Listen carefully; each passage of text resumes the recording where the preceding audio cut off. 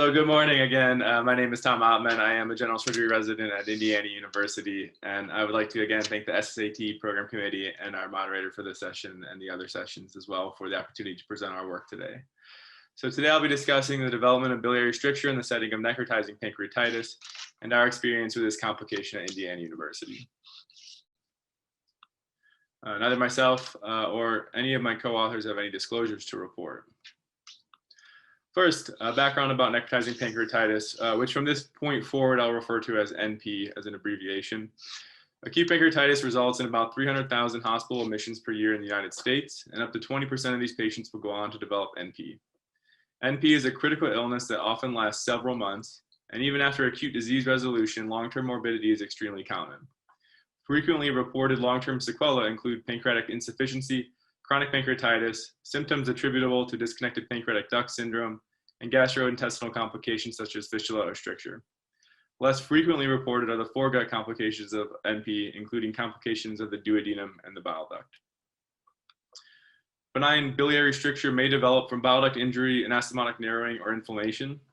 As a contrast to acute pancreatitis, biliary stricture is a well-known complication of chronic pancreatitis and develops in up to 20% of patients. Shifting gears back to acute pancreatitis, biliary stricture is a known complication of NP, but has only been described in case reports or small volume series. When it comes to biliary stricture and NP, a gap in knowledge exists regarding its true incidence, presentation, ideal treatment strategy, and outcomes. Therefore, the aim of this study was to define the incidence, risk factors, and outcomes of biliary stricture in a large cohort of necrotizing pancreatitis patients. We hypothesized that biliary stricture in necrotizing pancreatitis is more common than previously appreciated and is difficult to treat endoscopically. So our study included all NP patients treated at Indiana University between 2005 and 2019. During this time period, 743 NP patients were treated. 64 or 9% of patients died of their acute disease and were excluded from this analysis. Among the 679 patients surviving necrotizing pancreatitis, only 13 patients or 2% of our overall cohort were lost to long-term follow-up. And the remaining 666 NP patients were included in this analysis and were followed long-term for over 3 years, a median of 38 months. Here are some definitions. Necrotizing pancreatitis and all associated complications were defined according to 2012 revision of the Atlantic classification.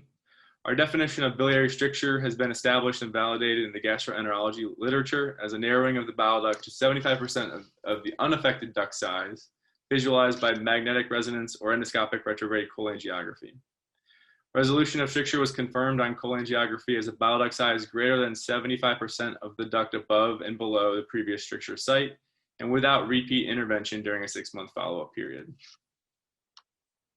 So this first result slide outlines the incidence and presentation of biliary stricture in NP. In our cohort, 16% of patients developed biliary stricture, and all of these were located at the distal common bile duct. The median length of the stricture was 1 centimeter, and the most common presentation was biochemical or clinical jaundice, observed in over half of patients. The figure on the bottom of the screen represents the timing of stricture diagnosis relative to NP onset. The median time to stricture diagnosis was 4 months, and most patients developed biliary stricture within 1 year of NP onset. However, it is important to highlight that over 25% of patients were diagnosed with biliary stricture greater than 1 year after NP onset, reminding us of the importance of long-term specialized follow-up in this patient population. Our next analysis describes the risk factors for biliary stricture development. On univariate analysis, biliary stricture was associated with male sex, infected necrosis, splanchnic vein thrombosis, pancreatic head necrosis, and necrotizing pancreatitis duration lasting greater than 6 months. The figure at the bottom of this screen displays the independent risk factors for biliary stricture that were identified on multivariable analysis. Splanchnic vein thrombosis was associated with a greater than twofold increased risk for biliary stricture, and pancreatic head necrosis was associated with over 1.5-fold increased risk of biliary stricture. The management of pancreatic necrosis has evolved considerably over the last decade.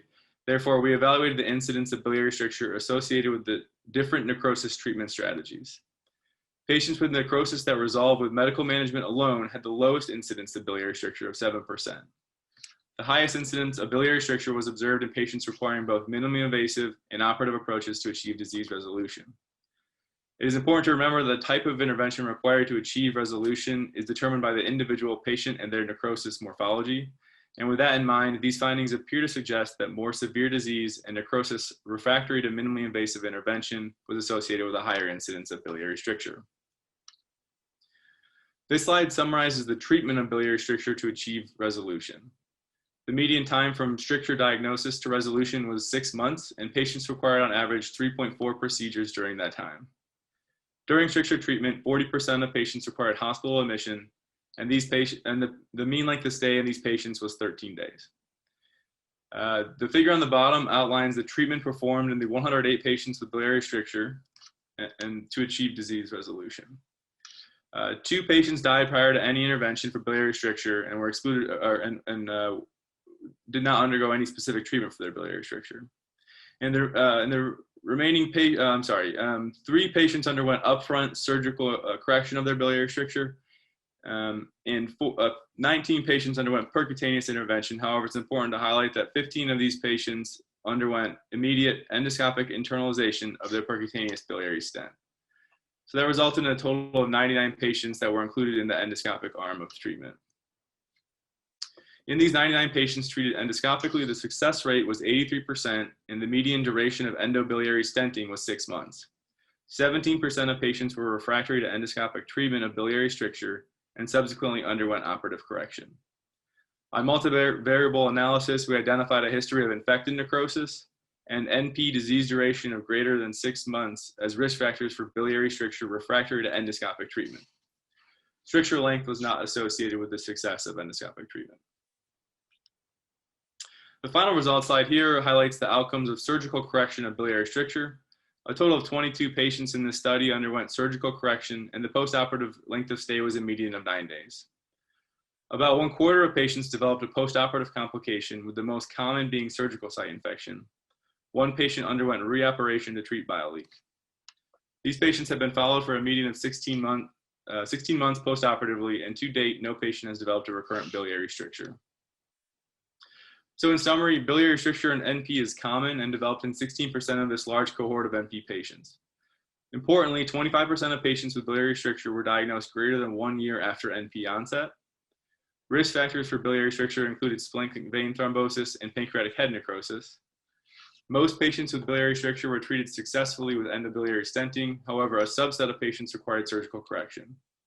Stricture refractory to endobiliary stenting was associated with a history of infected necrosis and prolonged disease duration.